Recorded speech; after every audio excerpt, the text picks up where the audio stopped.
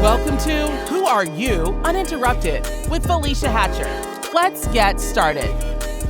Every yes that you say to something that is misaligned is a no to your genius potential and where you're trying to go in your vision and like all the things. And so y'all know I'm a big zone of genius person. That's my jam. And try to live my life in my genius and my work life in my genius any at all times. And I said yes to something recently that was misaligned with my genius. Not all aspects of it, but enough of it where it just made me feel really weird. And to the point where I was like, if you are saying yes to things that are not in your genius, that's where chaos and confusion in your life really starts to ensue. And I experienced that, maybe it's about 2 months. 2 months now, I said yes to something that I've been working through, and things have just been really off-kiltered and a little chaotic, like managed chaos, but enough to like be like kind of taking me out of my body, if that makes any sense, in the sense that like when you were in your genius and when you were truly like in alignment with the things that you have told yourself you want, the steps that you want to take, how you want to spend your time, the things that excite you and set your soul on fire, then there's an ease and a flow into like your time, your days, your conversations, the people that you get to align yourself with the project, like all of that. And when you say no, the opposite of that happens in so many different ways. And I've been experiencing that. So it was kind of like a renewal of what it means when you are doing something that's misaligned with who you are, right? And so, like I've had meetings that have not gone that well recently. And so it was just meetings, conversations, people, processes, structures, presentations that have just been like, man, why did you say yes to this thing, right? And I think we say yes for a lot of reasons. And I think when you fully understand your genius and you're in that zone, it's like the things that you end up saying yes to, when you know for a fact you've gone through the process to know what your thing is and to kind of stay in that box. I think there's moments in which you still jump in and out of, right? I was kind of like double dutching in and out between like your excellence box and your zone of genius box, or like your genius activity where you have defined what your zone of opportunity is for your genius, and it don't look like that, it don't align with that, right? And so I body compass is work that I think is really helpful that aligns with both of those. And that's why I teach them in my presentations, because you gotta recognize when your body is telling you that you are doing things that are out of alignment with what your genius is. Because sometimes your mind isn't telling you that right away, right? It like, okay, this checks enough boxes, but it's not thinking further ahead to the things that you're going to have to do that are going to take you pure, like so far out of your genius, it's probably going to take you into your zone of competence or incompetence level. And you got to be very careful about that, right? And I think sometimes your body will tell you like, "Ooh, why do I feel like that all of a sudden? Why is my chest pumping all of a sudden?" That's not excitement. That is actually my body telling me as like a fear response that this isn't the thing, right? Or you need to ask more questions before you say no, or take a breath, or take it. Like there's so many different things, right? And so anyways, all right. So there's 4 components to the zone of genius. When I wrote Genius Jam, there's really like 7 components to like getting to your Genius Jam. And I wrote that specifically because I felt like although the Big Leap book has absolutely been life altering for me, life altering, it kind of left me on this cliff. All right. Now I know what my genius is. Well, what the heck am I supposed to actually do with it? And so Genius Jam is a way of like literally spreading, like how you spread jam or jelly on like literally spreading it on every single thing that you do, because I truly believe genius is not a job title. It is like literally the essence of who you are. And if it's the essence of who you are, that means your genius shows up in the exact same way in every single thing that you do. It also allows you to be like a true human. Humans are multifaceted. We like to do a lot of different things. We live a lot of different hats. We are a lot of different people to different people. You are a daughter, you are a son, you are a husband, you're a wife, you're a fiance, you are a brother, you're a sister, you're a friend, you're a colleague. Like those are all different versions of you, but your genius shows up in the exact same way in all those different versions of you. And that's why you cannot like concentrate it on a job title. You don't ever get to live the full essence of who you are if you only think of like, what does this mean for me from a work standpoint and only how I monetize it, as opposed to like, this is what it truly means to be me. And this is the essence of who I am. And then when you realize that, you start identifying how it shows up in all other aspects of your life. It shows up the same way. The application of it, I think, is a little bit different, and I'll explain that later, right? And so the book, The Big Leap, has four components. And so your zone of incompetence, your zone of competence, your zone of excellence, and then your zone of genius, right? And so your zone of incompetence are all the things that you do that you have no business doing. You suck at doing these things. Stop doing them. And for some of us, that's a short list. And for some of us, it's a pretty long list, right? Like, what are the things that you currently do that you have no business doing? Like, no business doing. You suck at these things. Not only do you suck at these things, but oftentimes when you say yes to doing the things that are in your zone of incompetence, whatever task that was asked of you to do that you willingly said yes to doing because of fear of disappointment, oftentimes, right? Whatever that thing is you oftentimes leave that project or that task worse off than if you never touched it to begin with. That's how bad you suck at doing the thing. Not only do you procrastinate to the ninth hour, you usually very rarely get it done. And oftentimes when you get it done, you cause more harm than good. You take way longer to get it done. It's way past the deadline, right? Where done is better than perfect for people that it is in their zone of excellence or maybe even in their zone of genius, but usually in their zone of excellence, the thing that's asked, right? You cause more harm when you do that thing. It's done at a level of such poor quality. Like, why did you say yes? Because you didn't want to disappoint the person? Well, you disappointed them more because what you delivered whenever you finally delivered the thing that's in your zone of incompetence box was so bad of a quality that you shouldn't have never touched it. You literally made it worse. And we all know what it means like to say yes to something that you have no freaking interest in doing it, being a part of it. You care about the person that asked you to do it. And because you care about that person that asked you to do it, you say yes because most of us are people pleasers. The other part of that is our education system literally screwed us up because when we were in our, preschool, elementary, middle school, those formative years, even in high school, right? The things that you were innately horrible at, right? That you were inadequate at, you didn't get good grades in. Those are the things that you were told that you needed to work on. You needed to find a tutor. You needed to spend more hours, X, Y, and Z doing these things. And the things that you were innately good at, no one told you that you should spend more time, that your family should allocate more resources in doing that. It was just so happenstance that that's just something that you excelled at. And no one took the time to say, well, that's the thing that you double down on. It was like, no, you got to get straight A's in everything across the board.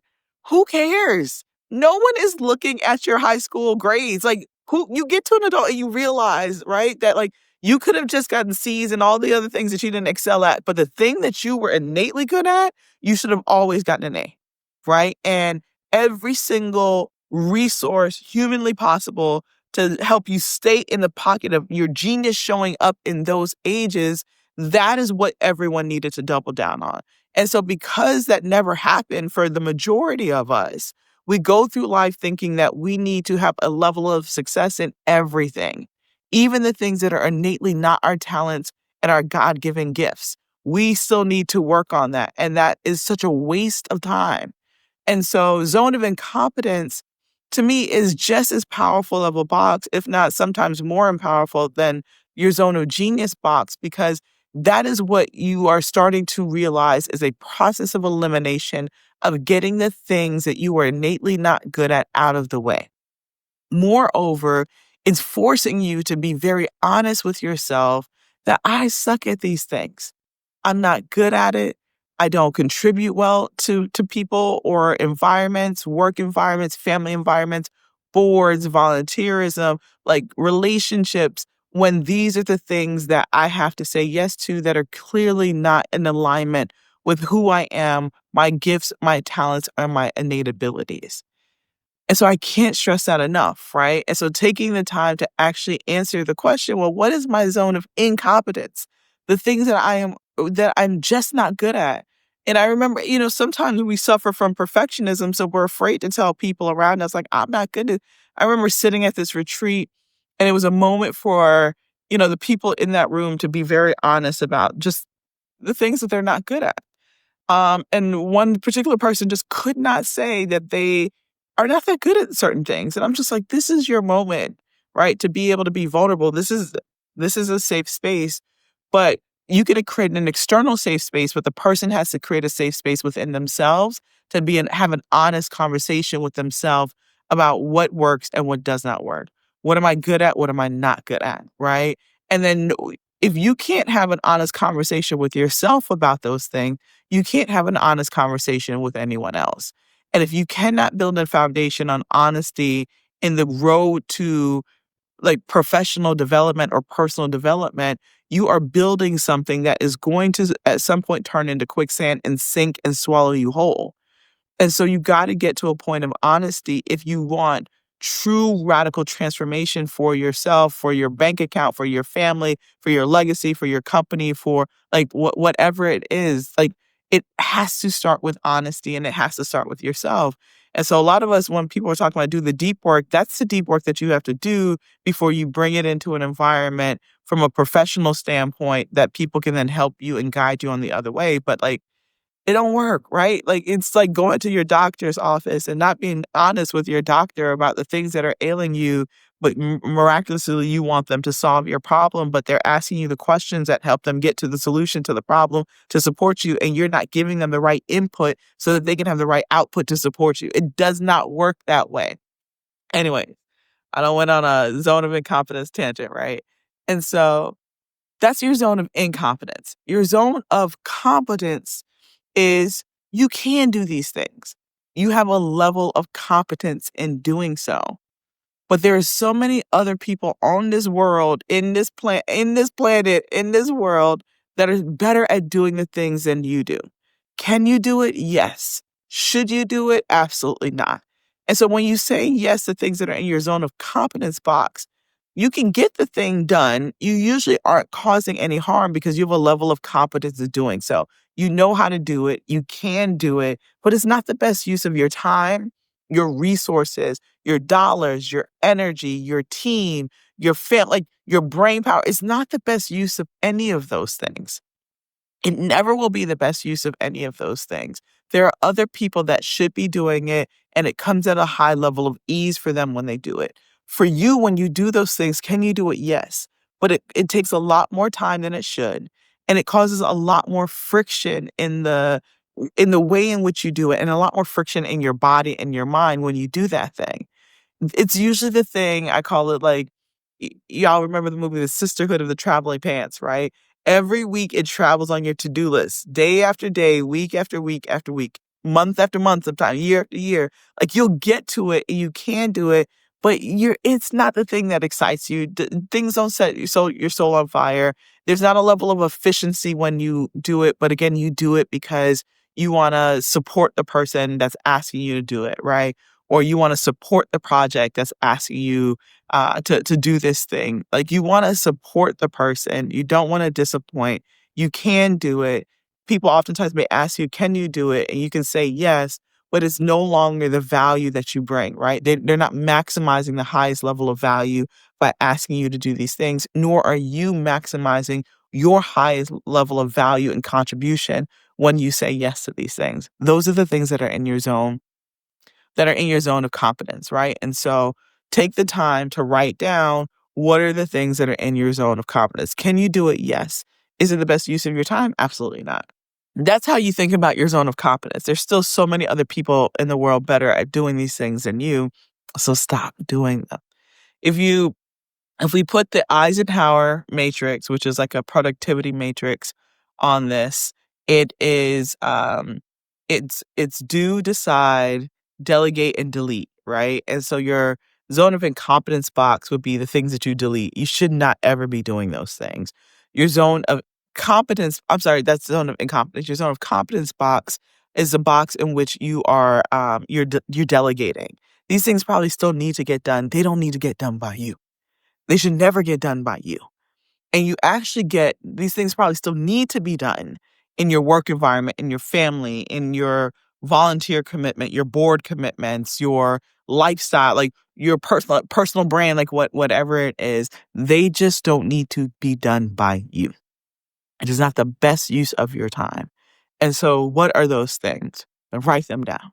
For me, my zone of competence is I don't know, like financial things, right? Can I do them? Yes. Does it take me longer to do them than most people? Yes.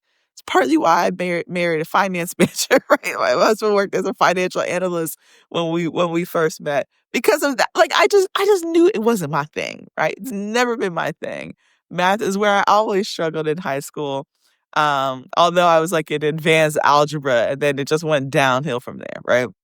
I'm being a little facetious, but y'all get what I'm saying. And so realizing that, can you do it? Yes. Will it take you longer? That's a big indication that it might not be your thing, right? Do you have to do a lot of research in order to be able to do the thing? Then it might not be your thing. If you need to pull on a lot of people in order to get this thing across the finish line, guess what? Not only is it not your thing, it should be delegated to the people that you got to pull on to begin with to do the thing. So why are you standing in the middle of it? Right? It's the indications that are telling you, like, stop it. Can the thing still happen without you? Yes. That's also an indication that you need to delegate the thing that is in your zone of competence box to the person right away. Do you need to make a decision on it? Yes, probably, right? Do you need to maybe align the resources from your genius to best support this thing? Then yes. But after that, get the heck out the way and empower people around you to help you stay in the pocket of your genius. All right, so next up in your zone of excellence. And I love this box, but it's also a very interesting box to be in, right? And so your zone of excellence you are really good at doing these things. You have a level of excellence in doing them. Often people call on you and say, can you do this thing? And you're like, yes, I can do it. This is the box that oftentimes you say yes to, but your yes is a little bit different than the yes that's in your genius box, right? Yes, you can do these things. You have a level of excellence, right? You probably have made really good money doing the things that are in your zone of excellence. People come to you quite often and say, can you do this thing in only the way that you can do this thing? And you say, yes, I can. Well, like a little like a shoulder shrug, right? And you're excited to do these things. But then you get to a point where you start to teeter on burnout. And I think burnout happens in the excellence box because the things that you do in the excellence box have a point in which they expire, right? Where you have fully exhausted everything that you can do in that box. And what it leads to is a level of stagnation. You start to feel really stuck. Like, if I were to leave this earth today, is a question you ask myself. Well, I have fully played out and exhausted all my gifts. If you're doing the things in your zone of excellence box, then the answer is no, you haven't. Your zone of excellence has this really important AKA, right? Not the sorority, but like the actual also known as, which is also known as your comfort zone. Your zone of excellence and your comfort zone are the exact same thing. You're really comfortable doing these things. You can do them not necessarily with like a level of like flow and ease of your genius, but there's not as much friction in doing these things. This is probably what you got your degree in. It's probably where you spent a significant amount of time. And those two things are the harm that exists within your zone of excellence because it's kind of like confirmation bias. Like, I invested in this time, I invested in this level of education. So this is the thing that I got to do for the rest of my life. And like those things are harmful because it doesn't allow your imagination to match with what your innate ability is, your God-given gifts are, the things that actually give you a level of flow and ease. So we kind of embody and accept this friction that we get to a point where there's a misalignment, with who we are and what we truly want to be, how we want to spend our time. How do we want to spend our time professionally? Are we showing up and tapping into the highest level from an income standpoint, from a revenue standpoint with our business, from truly creating legacy for our families, but then also how we want to live our days? There's a small bit of misalignment, and it starts to grow the longer that we feel stagnant and stuck doing the things that are in our zone of excellence box. Can you do it? Yes. With somewhat of a high level of mastery to a certain extent, right? But you have not like fully expanded upon any and everything that you could possibly do. And that's what your zone of excellence box is, right? My zone of excellence is writing. I've had, I think, by many standards, some pretty significant success in doing it. But if I ever had to write on deadline, please poke my eye out because it's not happening. Can I do it? Have I done it? Yes, right? In high school, I won $130,000 in scholarships, writing 5 essays. By any standard, well, Felecia, you're a writer. No, I'm not. Like, I can only write if I get really pissed off, where I'm like rolling in in crazy excitement about something. Anything in between that, I can't write. I also hate writing emails, so that's also an indication that I do not like writing. But it's something that I've done, right? I've written 5 books, but I rather uh audio record like my voice after I've written the outline, get someone to transcribe. I'd rather like find all the hacks to get the thing done because I know I enjoy the creative process way more than I enjoy the writing process. These are indications of how you know, right? I cannot write my way to millions upon billions of dollars. Like, it's just not in me. I have to be truly just my soul excited about something in order to physically write or physically type something. These are all the indications. And we have to be careful because forward facing, it would seem like your wow success in doing something because you're able to produce, but that is actually not the genius part of what you're contributing, right? Your genius part for me is the creative process of that. It's not actually physically doing that. And so aligning with people that can get all the parts of the thing done for me is way more exciting for me than actually physically writing. And so that's how I know, right? And so you have to ask yourself, do you feel stuck right now in what you're doing? And if you have a high level of tension in what you're doing around the things that are in your zone of excellence box, then it's your zone of excellence, is not your genius. Can you do it? Yes. Should you be doing it? Absolutely not. And so when you overlay the Eisenhower framework on top of the 4 quadrants of zone of genius, this box is in Eisenhower means to decide. You are making decisions on things that need to be done because the things that are in your zone of excellence, oftentimes they got to get done because they support you staying in your genius.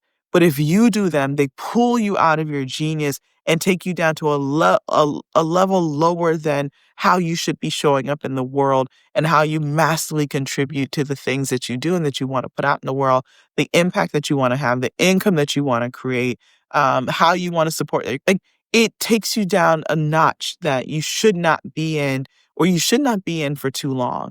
And so decide is you're making decisions on these things, but you're not doing them, right? Because the time that you commit to doing them is actually taking away from where you should be spending most of your time, which is in your genius.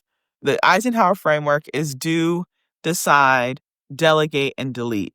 Do, decide, delegate, and delete. And for anyone, the new version of Zone of Genius actually goes over, I don't remember what chapter it's in, but the Zone of Genius framework with the overlay of the Eisenhower framework. And it just makes it a little bit easier once you go through the 4 than to lay that overwood. And then it's just like, okay, these are the things that I got to do because it's my genius. I can only do it in this way, right? And when I do it in this way, then like everything starts to happen and flow. And then this other thing, it still needs to get done in support of me staying in the pocket of my genius, but it does not get done by me. But I got to use my genius in order to make decisions on how that should be best suited to move forward, right? Or who needs to be involved or how it needs to be done. I do not play any role in the actual execution of anything in my zone of excellence. If I do, I am pulling away from the financial potential of whatever happens when I'm in my genius as much as possible. Your zone of competence is like these things need to get done. They don't need to get done by you ever, right? I'm empowering people. I'm building teams. I'm contributing to the workforce problem that we have, right? I'm able to hire people. I'm able to contract people. Like there's a sense of empowerment when you delegate the things that are in your zone of excellence box, your zone of competence box, and then your zone of genius boxes, your zone of incompetence boxes, delete. None of that stuff needs to be, I want to say a curse word, which y'all know is Sunday. I'm trying to not curse. None of that stuff should ever be happening by you, by your team. If it's in the zone of incompetence, do not do it. Stop doing it. Not only stop doing it, literally delete it from your life. Delete it from your Monday, your Asana, your whatever you use from a productivity and project management standpoint. Delete it from your life, your family life. Like, stop doing any and all of that stuff. Derek and I try and delegate as much as possible because our lives are extremely, extremely busy. Not only because we got two really active kids with like full-time extracurricular activities that are very demanding, but we run multiple businesses, right? Like we wear a lot of really big hats. And the only way those things get done is by delegating, right? It is by empowering people. My mom is retired full-time and supports us with the kids. And I'm constantly meeting with her and talking with her about the things that we need her support on week after week, whether one of us is traveling or both of us have to travel, whether it's just when we're home, the things that she's able to do because like she's a part of our family unit in the way that we get things done, right? Having an executive assistant, having a team on both ends are how the multitude of things actually get done. And I would say more than ever, also saying no to opportunities that are fantabulous and absolutely amazing. We're no longer in the season of that, right? Or they are misaligned with our genius. And so we could say yes, but why say yes to the thing when we could pass it over to someone else who that is in their genius? That is the exact same thing that their company does. You get to live a more abundant life when you say yes to only the things that are in your genius. And when you outsource or make an introduction or put someone else on for the things that are not in your genius, no matter how shiny it is, it does not align with you. It does not align with your business. It does not align with your career. It does not align with like your family. It doesn't align with your relationship. It does not align. And when we are saying yes to things that are misaligned with our genius, we are being the ultimate highest level of selfish. We are. Because we are saying yes to things that we cannot contribute our genius to. We cannot contribute our God gift to. And so because we're saying that, and it's not necessarily I don't want to say like we're taking away from someone else, but we're not contributing to that person. We're not contributing to the ecosystem. We're not contributing to the environment in the way that we tell ourselves we are when we're saying yes to stuff that don't align with us. But guess what? Oftentimes it aligns with someone in your network. Put them on and be the resource is what I'm saying. The beginning part of it was like, yes, this aligns with my genius. But something in my back of my like mind, head, body was just like, oh, I don't know if it fully aligns 100%. But initially it felt like it did.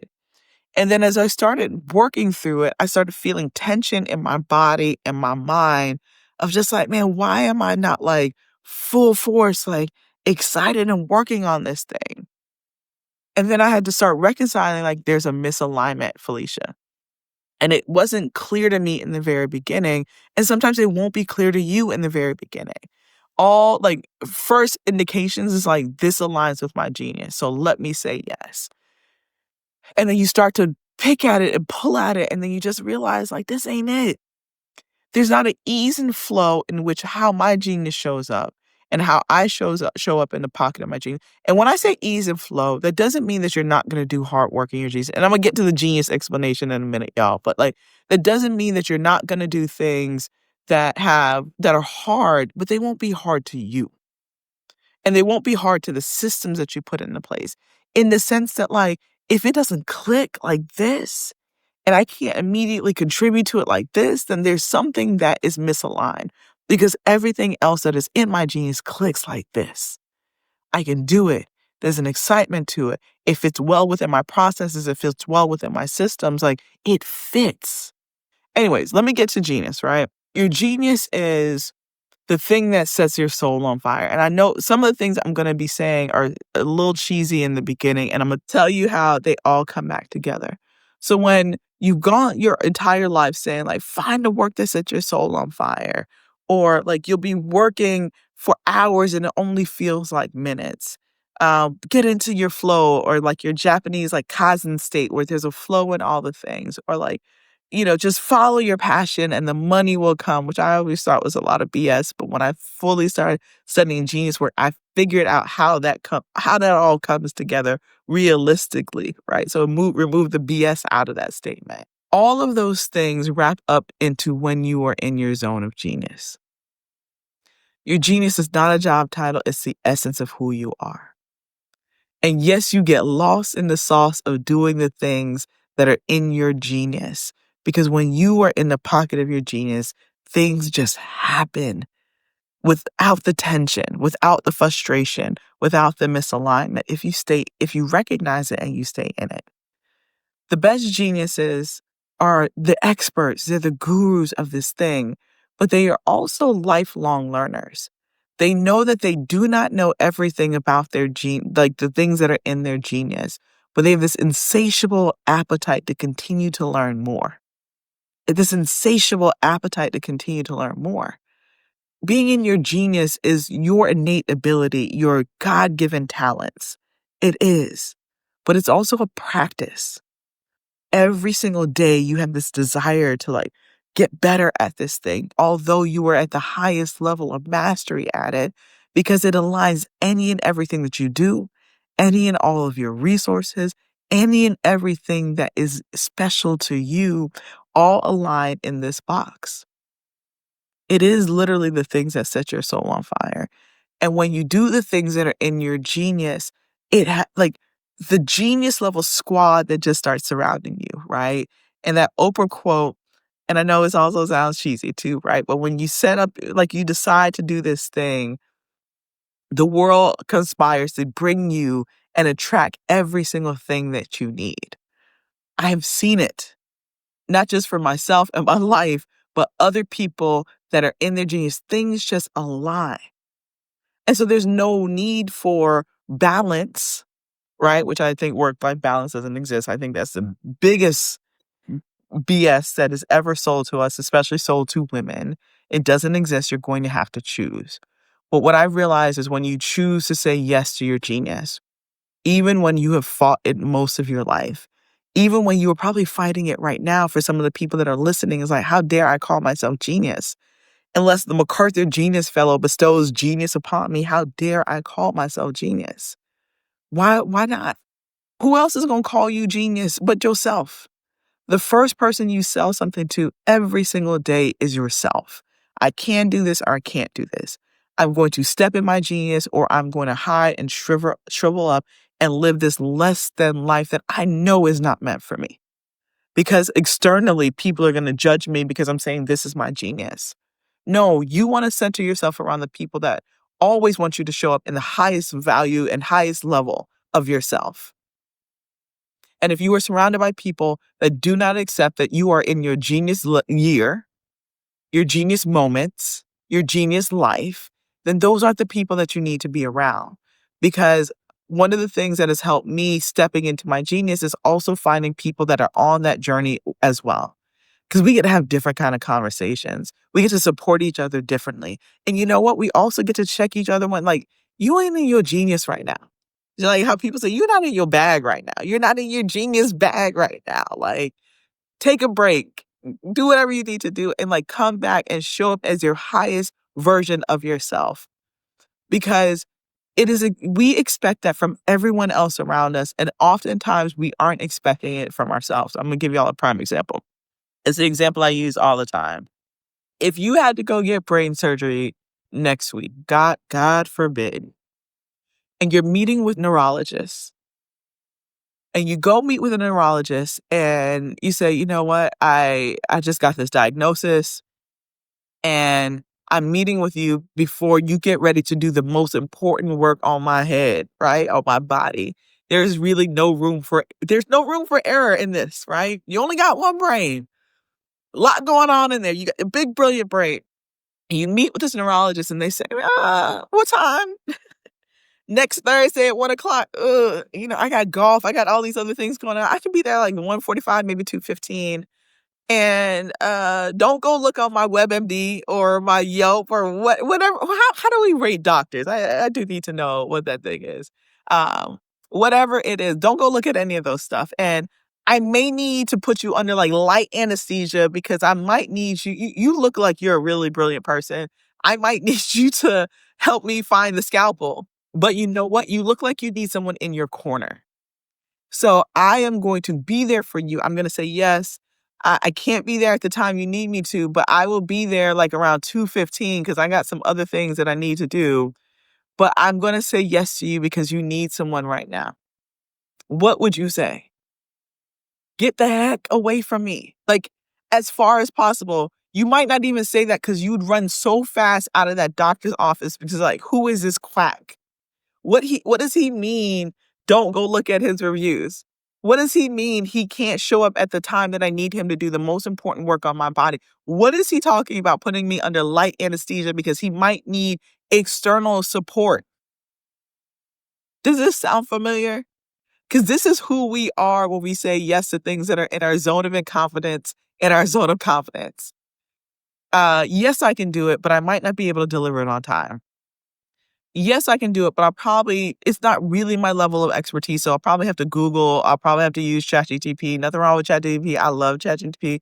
I might need to call on some of my colleagues to support me because I kind of know what to do, but I don't fully know what to do. Tell me what the difference is. And so we expect genius from everyone else around us, but oftentimes we don't expect it of ourselves. But the reality is the world is waiting for you to show up in the pocket of your genius at all times. And oftentimes when I say that to people, they're just like, it feels like it's more work. No, it's not. It's not. I promise you it's not. What's more work is doing the things that you have no business doing because there's not an ease in which you do the thing. It doesn't come natural to you. It isn't where you have truly spent your heart time.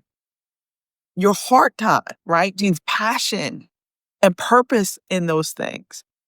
And where most people don't step into their genius because their mind immediately goes, well, how do I monetize my genius? How do I make money off of it? And if I can't immediately think how to make money off of it, I can't ever accept the fact that when I step into my genius, the money monetization part of that will become very clear. But if I'm asking that question first before I ask the question of like, what truly sets my soul on fire, then you'll never get to the money answer because you haven't answered this one first. And we cannot expect results from work that we have not done. And so in order to even get to your genius, because that's the other thing people always ask me, like, I will do the presentation for 60 to 90 minutes, and then people will still come up and say, well, what is my genius? I'm struggling to understand what you just said, because what is my genius? I'm like, did you do the process of elimination? Did you identify what was in your zone of incompetence, your zone of competence, your zone of excellence first? Because if you did not, you're going to be so convoluted and weighed down mentally that you never get the clarity that helps you then identify what your genius is. And all the time as adults, we're always trying to skip to the finish line without fully understanding that the journey to the finish line is a process in which within itself that truly allows you to enjoy the fruits of the labor of what happens at the finish line. But the clarity that you get about what you can do and what you can't do along the way only becomes clear when you go along the journey. So why do we keep skipping that? I do not understand. I do understand, but I don't understand anymore why we keep skipping that. And so what Gay Hendricks doesn't say in his book that became very clear for me is that The three questions, your zone of incompetence, your zone of competence, your zone of excellence, are a process of elimination. And that's why you have to answer those questions first before you can answer what your zone of genius is or attempt to answer what your zone of genius is. You got to get all that other stuff out the way.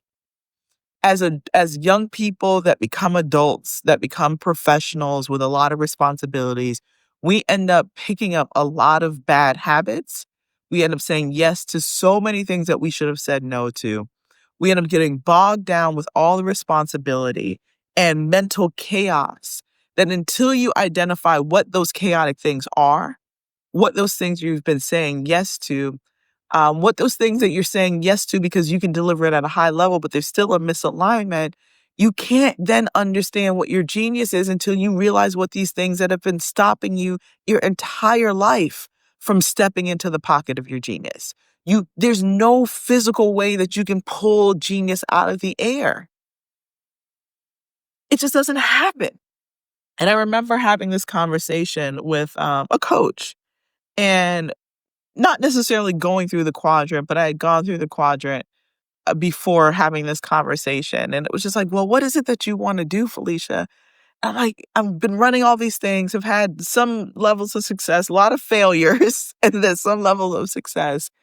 And I was just like, if what I said became the prompt that I use with all people that struggle with figuring this thing out, is if I'm being really honest, because the first time I tried to answer this question, I'm thinking about, well, what is socially acceptable and impressive? And that is also the thing that stops people from truly identifying their genius. Because you're just like, well, it got to be something that's really cool and shiny and impressive. Otherwise, like, I can't do that with all the things that I have and all the things that I've done. And so we immediately answer the question for everyone else but ourselves. And what I said to her is, like, if I'm being really honest with myself, like, I love speaking. I love teaching in that frame, right? Personal transformation, business transformation, that is what I love doing. And the only way I could answer that question is by saying, if I'm being really honest with myself, not if I'm being really honest with you that's joining me on IG, or really honest with the world.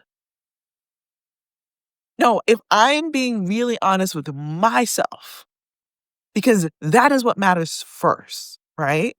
What really matters is the messages that you hear from the source, and then you processing it for yourself, right? But that's a whole other conversation for another time. But those two conversations come together, is what I'm saying. If I'm being honest with myself, this is what I really want to do.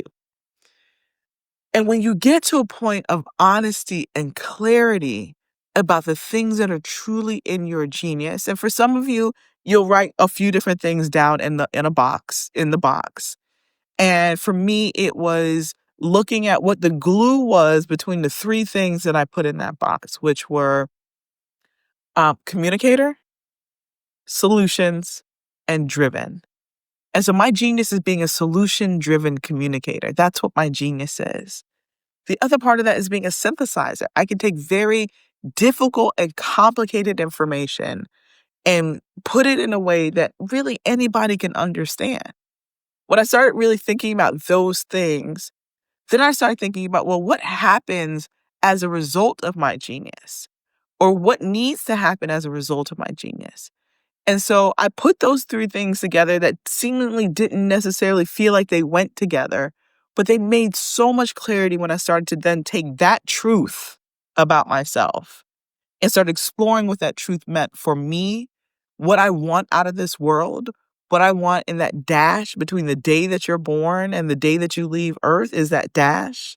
And that could be a very thin line, or it can have depth and breadth, depending on how you live your life and the decisions that you decide to make. What I want for my family, what I want for my kids, what I want for my parents, what I want for my career, what I want for my bank account, what I want for my investments. When I started thinking about what now happens if I start standing in my truth, things really started to take off.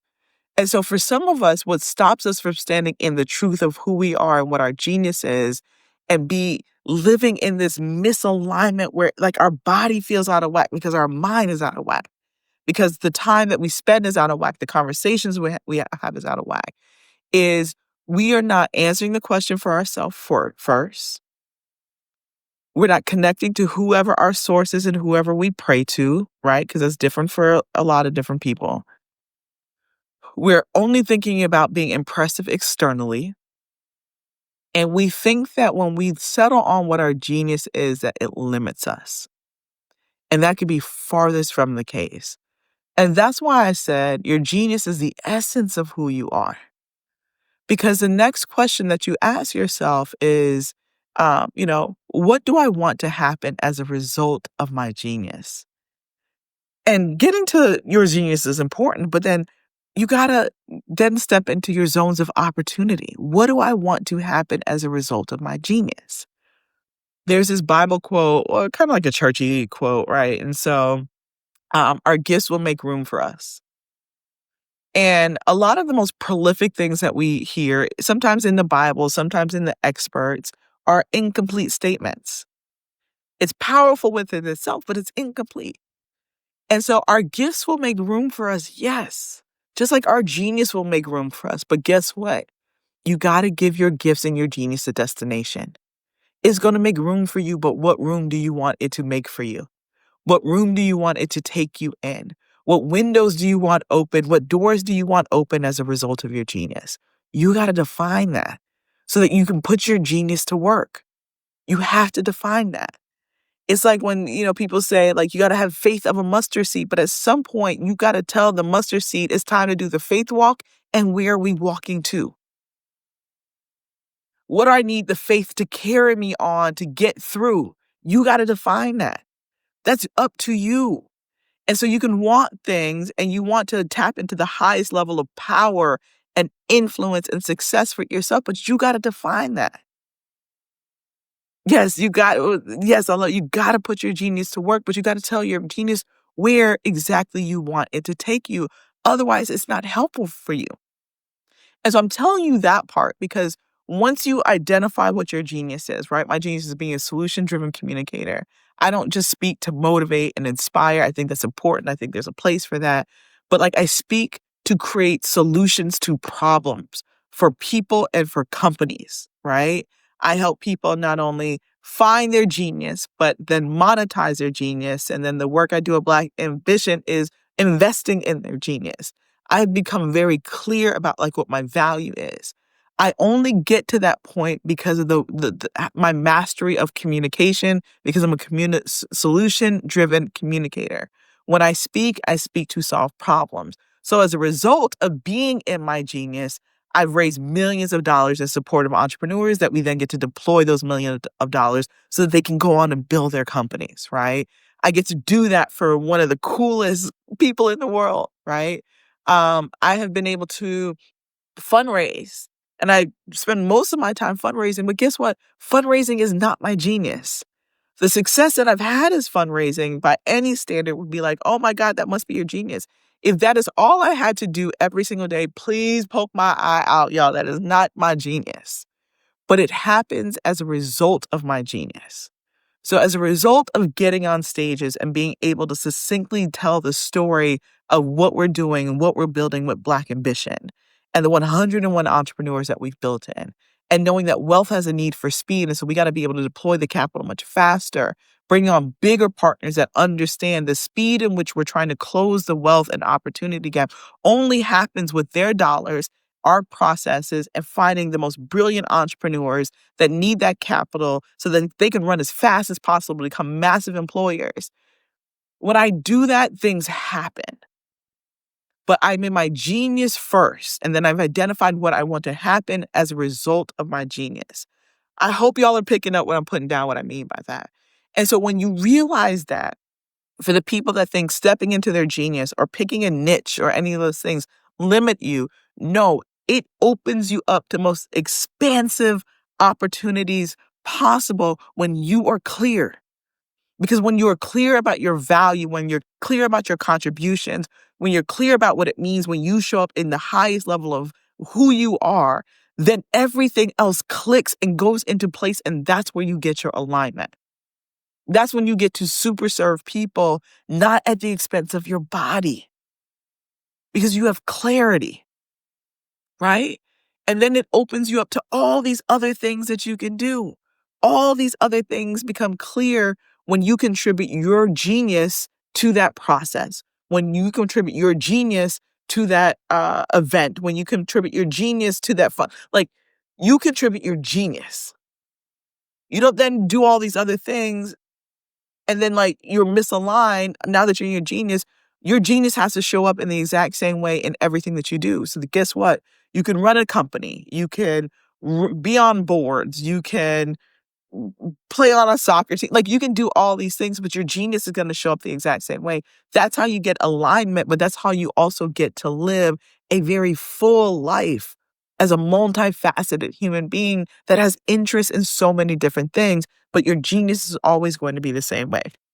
When you are in the pocket of your genius, you can do a multitude of things, but you got to stay in your genius in that multitude of things. And so I was in my genius in the very beginning, and then I started venturing out of my genius within the same project, is what I'm saying. And so I can invest in an ice cream shop. I can, be on boards, but I got to stay in my genius when I'm doing that. You got to stay in your genius when you're doing multitude of things. And so you could have varying interest, but like the way in which you show up as a solution-driven communicator, that's the role that I got to play.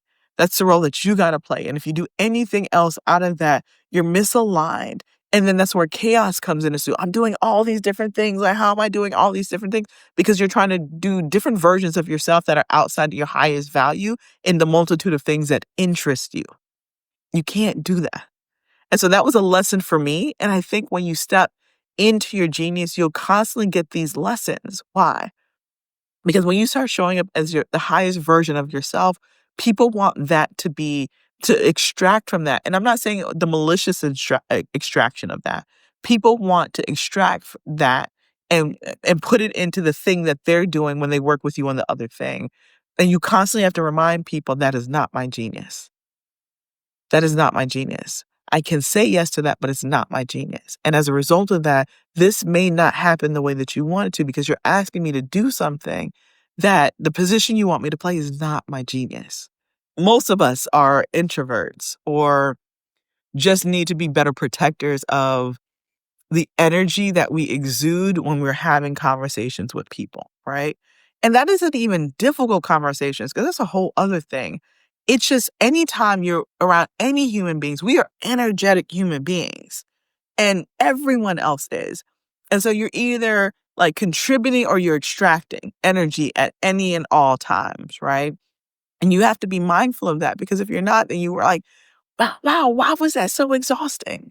It was a really exhausting conversation, really exhausting presentation, really exhausting panel, really exhausting keynote. Why was that? And I've been at conferences before I realized that it was such a massive energy exchange. And you're just like, why am I so tired? Why is it so tiring? We know when people are trifling and tiring, but in other instances, when you're in your genius, but it's still exuding a lot of energy, you just have to become more mindful of that. So you put wellness practices in place. I think I saw Tiffany here earlier who does something phenomenal around like the morning shift, right? Like, how do you rearrange your mornings to better give you the energy and the vigor that you need to go out and do your thing over and over again? And so if you're selling anything, you're marketing anything, you're pitching anything, the ability for people to essentially consume you before they make a transaction is really important, right? And then you essentially want your reputation or how you can be a vessel to walk into rooms before you do. And it's just such an easy vessel, right? Or platform in which people can do so. So why make people guess? Or why walk into a room where it's that uneasiness of like, who is this person and why are they worthy of me sitting here for the next 20 minutes and listening to this pitch? As opposed to like, I can't wait to meet this person based off of what I've been able to learn and discover about them. Everybody is doing that, right? As it relates to business meetings, corporate meetings, startup meetings, whatever. People make emotional decisions and they back it up with logic. They make emotional decisions and they back it up with logic. I want to do business with this person, or I heard about this person. Let me like Google their name really quick and see what comes up that verifies or backs up what they just said to me. Y'all, when I said that literally happened to me yesterday in my face, like in my face. I met this politician yesterday at an event that I was at, really cool person. And we're talking, I'm like, this is, some of the stuff that we've been doing in New York over the past few years, blah, blah, blah, blah, the Black Ambition. And literally has his phone out. He's like, what's your IG? And like, what's the organization's name? Right there. It's just like, I need to verify what this person is saying. I could be offended by that. Or I can also say, you know what? He's going to go down the rabbit hole of all the conversations and things that we've done. And like, that's going to be a completely different conversation once we click. I'm not offended by that. It's literally done by design to best support people, to help them make a decision that they're probably already trying to make, but there's apprehension because of so much distrust in the marketplace of everything. So like, let me help them get bought into my mental process, my like things that I've created. So it takes a guessing game so that when we get ready to meet, we can meet. And there's a baseline that currently exists. Like, why be offended about that? But on the other side of that, why make the process harder for people to understand and figure out how to work with you? Why would you do that? When being in your genius means ease and flow. Make it very easy for people to say, I want to do business with this person, or you know what? This is not the person I want to do business with. That is not a problem. That part is not a problem. You want people to quickly decide, are you for me or are you not for me? I don't want to work with people or be in conversation with people where we're misaligned. Why waste their time? Why waste my time? And so having your content out there in I like to call it executive content, right? And because there's a lot of crazy, I love watching the crazy on social media across all platforms. But if you can create executive content that teaches people something and then leads them in a way in which how you want to further be connected or do business, why would you not do that and cut the transaction curve or like the buying cycle? Like, why would you, why, no, anyways. Sometimes, like what happened to me is you say yes and then you realize that ain't the thing, right? And so, so quickly and being very decisive once you realize that you said yes to something you said no to, double back and just say no. Let me find you someone else. Let's rework this thing because it's just not. It's the way that it's constructed is not the best way moving forward. And it's also how you significantly raise your value in the marketplace because people just know and they know how to find you and they make it very easy to share in the process. I think what people don't often realize when they're submitting proposals, they're pitching things is oftentimes sometimes the person that you're speaking to is the king, queen decision maker. Oftentimes they're not. And so they gotta regurgitate back everything that you just said to them in the pitch. And oftentimes they don't. That's why talking in sound bites is really important, but that's another story for another time. The other part of that is you got to make it very easy for them to share you with other people that are on the committee, other people that are a part of the decision process. And you know what's the easiest thing to share? Are video links. A quick IG, a quick YouTube. Like, this is this person so that you can feel what I felt. Because I say yes, but like these other 5 people got to say yes too.